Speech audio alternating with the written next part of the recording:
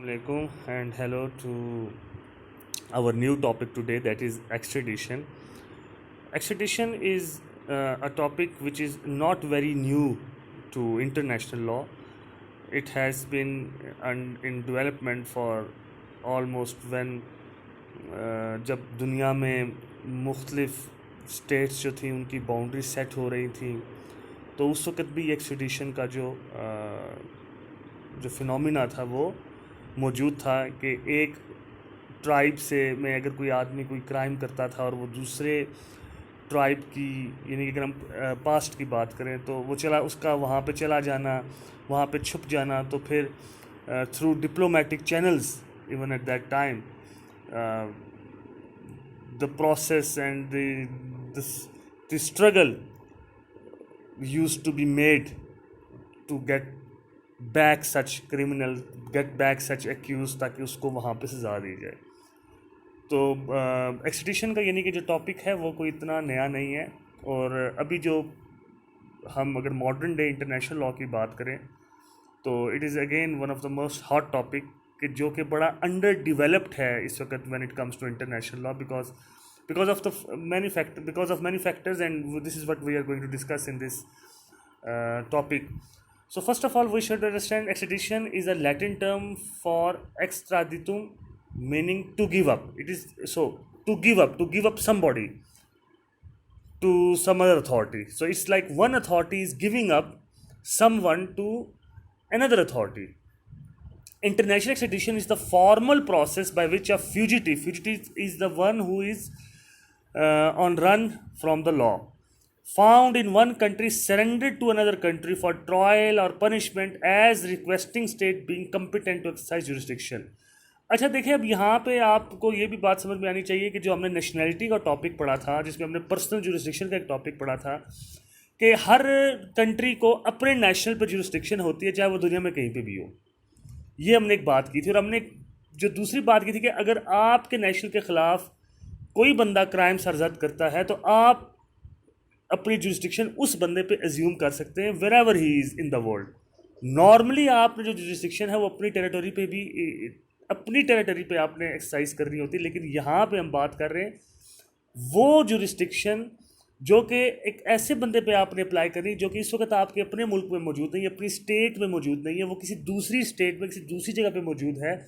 और वहाँ पे आप उस स्टेट से रिक्वेस्ट ये कर रहे हैं कि भाई ये शख्स हमें मतलूब है, we want this person, he is on run in our country, he is declared fugitive, he is a criminal of such and such crimes, so we are requesting you to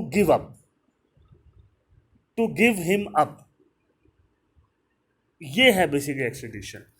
The law of extradition is a dual law. It is ostensibly a municipal law, yet it is a part of international law also. क्यों? क्योंकि उसको हम आगे देखते हैं. Municipal law इसलिए कि देखें ना, हर मुल्क की फिर उसमें मुख्तलिफ, अगर एक शख्स जो है वो किसी दूसरे मुल्क में क्राइम करके आता है और वो आपके मुल्क में आता है तो उसको उस मुल्क में एक्सट्राडाइट करना, उसको उस दूसरे मुल्क में जो आपसे रिक्वेस्ट कर रहा है वापस भेजना, it's a complete process by law.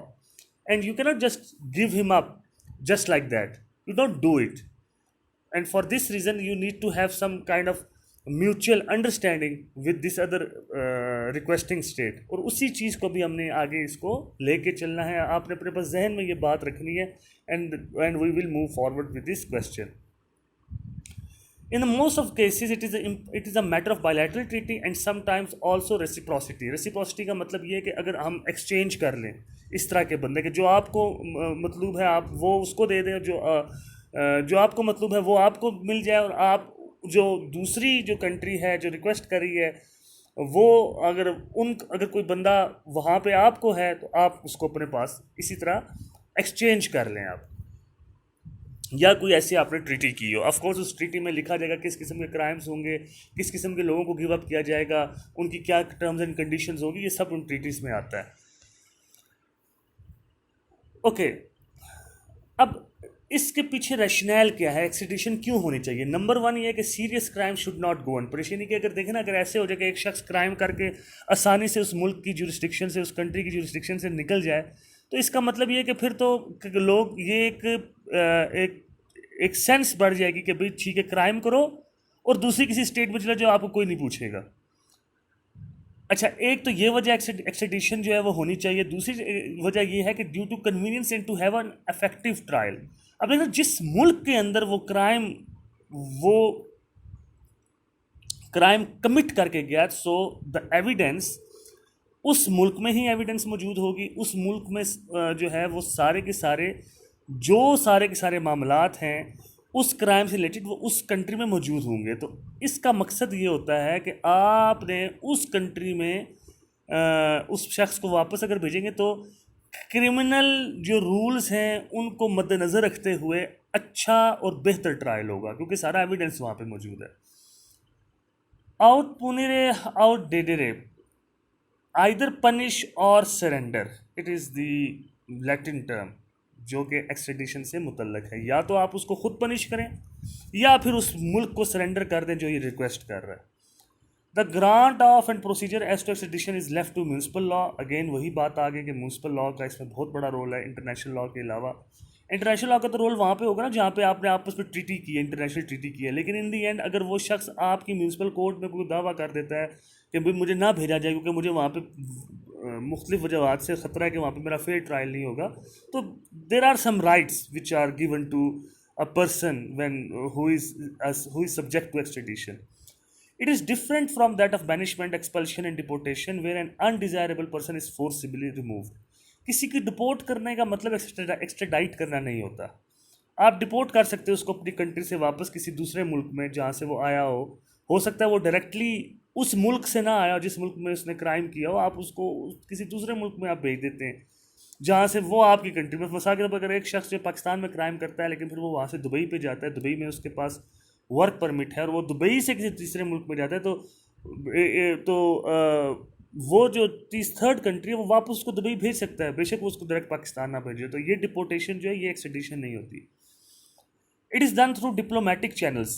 आपने बेसिकली डिप्लोमेटिकली इसको लेके चलना होता है। आपकी एम्बेसीज जो वहाँ पे मौजूद होती हैं, आपके जो मिनिस्टर्स वहाँ पे मौजूद है, जो आपकी वहाँ पे थिंक टैंक्स में लॉबिंग करने मौजूद होते हैं, वो उधर आप एप्लीकेशन देते हैं। लेकिन इस एप्लीकेशन में आपने दो चीज़ों को मद्देनज़र रखना होता है।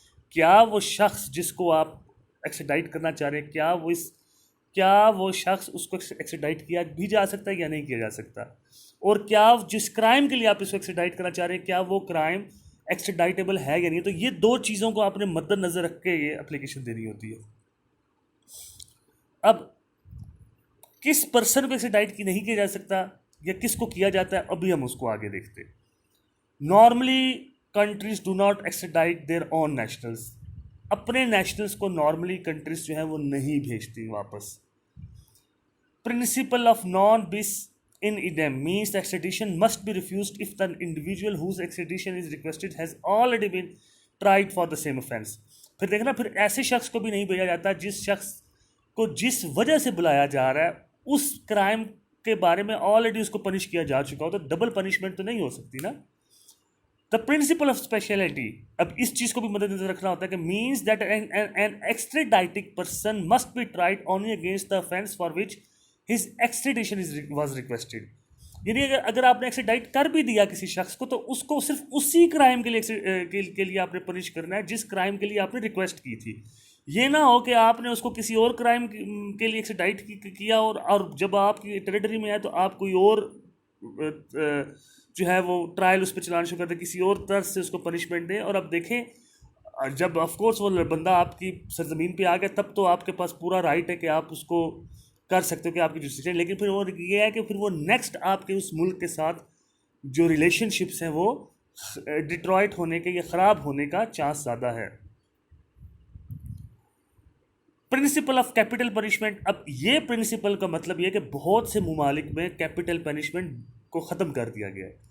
अब अगर उस मुल्क से आप रिक्वेस्ट करते हैं कि इस शख्स को हमारे हवाले किया जाए और आपके मुल्क में कैपिटल पनिशमेंट मौजूद है, तो फिर हो सकता है कि वो मुल्क इस शर्त पे आपको वापस करेगा कि भाई आपने इसको कैपिटल पनिशमेंट नहीं देनी, क्योंकि कैपिटल पनिशमेंट हमारे यहाँ भी बैन है, तो इसलिए आप भी नहीं देंगे, हम इसी कंडीशन में आपको वापस करेंगे वरना हम वापस नहीं करेंगे। तो ये एक शर्त लगाई जा सकती है।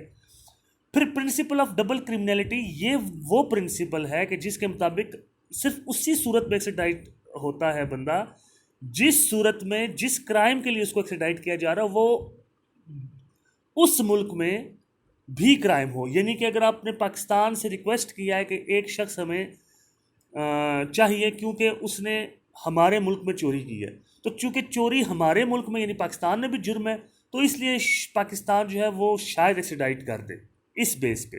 लेकिन अगर किसी ऐसे क्राइम के लिए आपने एक्सीडाइट उसको करना है कि जो आपके मुल्क में क्राइम तो है लेकिन दूसरे मुल्क में नहीं फंसा, अगर पाकिस्तान किसी शख्स को इसलिए एक्सीडाइट करना चाहे कि भाई उसने मुल्क में गैम्बलिंग की है, लेकिन वो जिस मुल्क में इससे उसको एक्सट्राइट करना चाह रहे हैं वहाँ पे गैम्बलिंग जो है वो जुर्म नहीं है, तो इस बेस पे एक्सट्रेडिशन रिफ्यूज़ हो सकती है। इसको कहते हैं principle of double criminality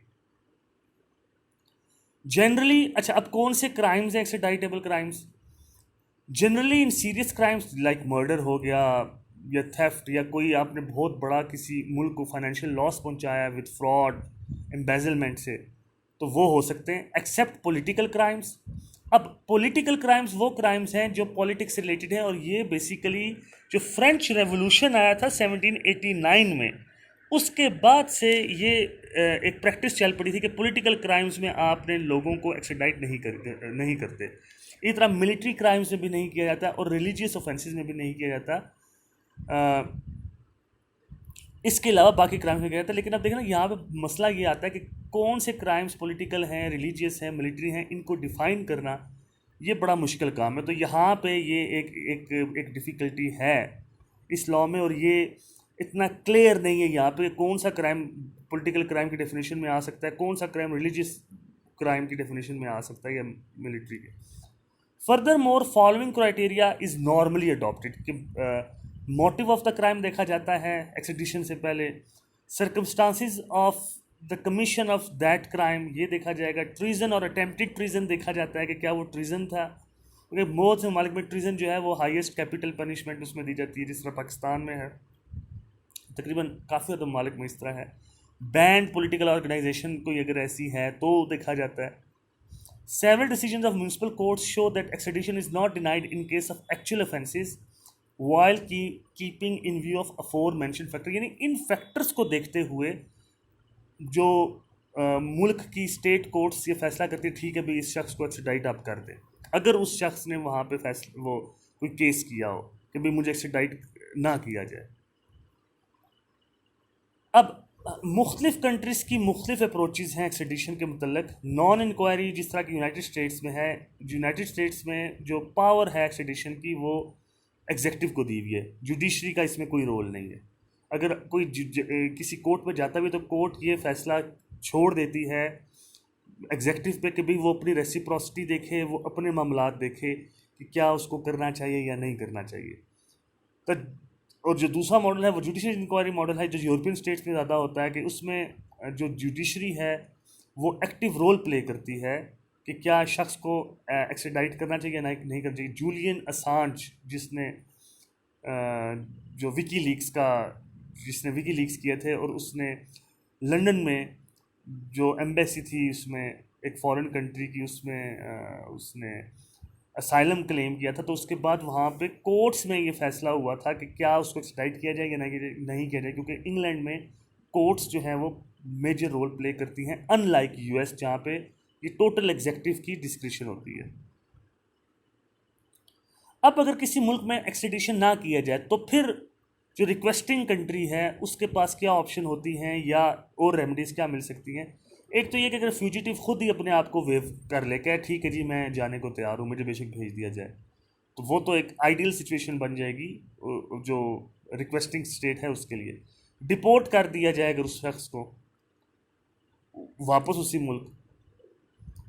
trial in the requested country can also be done, यानी कि जिस कंट्री ने एक्सट्रेडिशन को रिफ्यूज़ किया है वो आपको ये ऑप्शन दे देगा ठीक है जी आप हमारे मुल्क में ले आए सारे एविडेंसेस, ले आए सारा जो कुछ आपके पास वो मामलात हैं उनको आप हमारी कोर्ट्स में इस शख्स के ख़िलाफ़ आप केस करें तो वहाँ पे आपको फ़ैसला दिया जाएगा।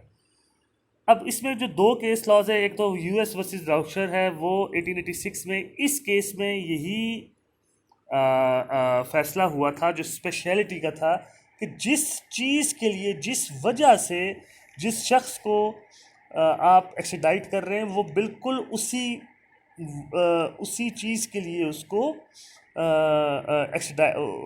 उसी चीज़ के लिए आप उसको वो ट्राई करेंगे।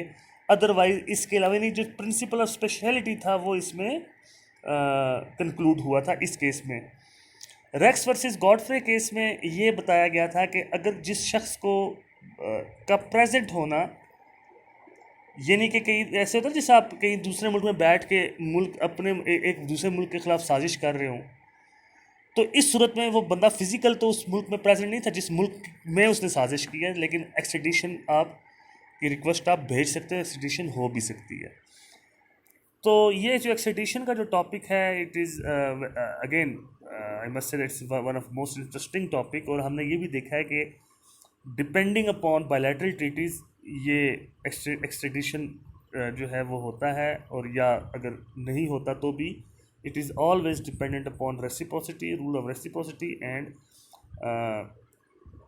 bilateral treaties. So I hope that this presentation was useful for you, and if you still have any query, do ask me. Thank you.